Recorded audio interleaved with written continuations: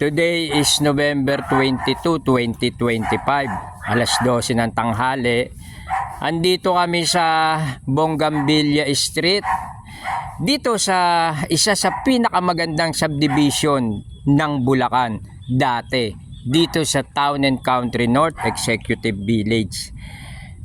Kung gaano kaganda yung harapan natin, eto na. Eto na yung totoong itsura. Nakakalungkot. Ito hindi na nawawala. Sabi nga ito raw ang itinuturing na Ayala Alabang ng Norte nung araw, nung hindi pa lumulubog. Ayan oh. Ano nga tawag dito? 'Di ba? Sipin mo yung lugar mo tubuan na ng ganyan eh. Alam ko sa tabing dagat lang tumutubo yung mga yan eh. Tapos water lily, damo, patay na kalye na halos ito. Ayan oh, yung ganda ng mga bahay. 'Di ba? Sayang yung pinagpaguran. Yung lalo na kung ikaw ay magre-retiro, ine-expect mo napakaganda nitong lugar. Na talaga naman dating napakaganda nitong lugar na to.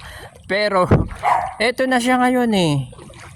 Mario Joseph, nakakabagbag ng kalooban. Ano mangyayari dito sa kung ikaw yung may-ari ng mga bahay na to?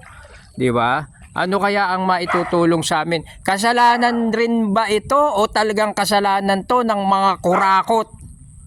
Ng mga kurakot na opisyal natin ngayon, yung mga nagnakaw sa gobyerno, yung nagnakaw sa DPWH, yung nagnakaw sa Kongreso.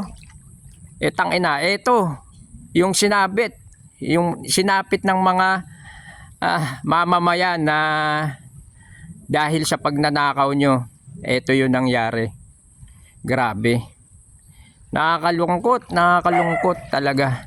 Kung bahay mo to, hindi ko na, ayan o, kung napakagandang bahay ha, bandang kaliwa, hindi ko na masyadong ipopokus, pero kung bahay mo to, no, yung milyon ng halaga, pero kita mo nangyari. May pag-asa pa kaya? Pagkatapos kaya makulong nito mga PI na nagnakaw sa gobyerno natin, may pag-asa pa kayang gumanda itong lugar na to? Sana. Ikulong na yan.